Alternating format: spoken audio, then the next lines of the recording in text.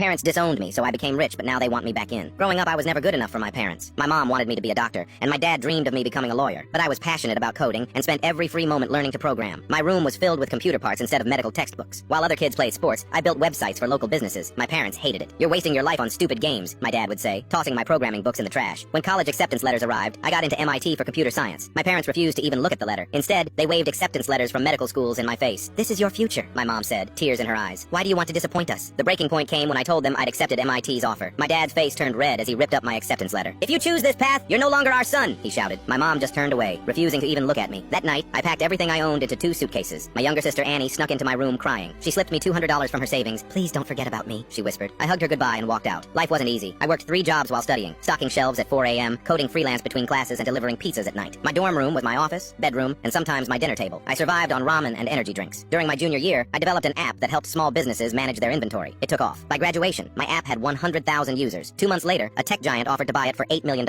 I said yes. I hired the best developers and started my own company. 5 years later, we were worth $50 million.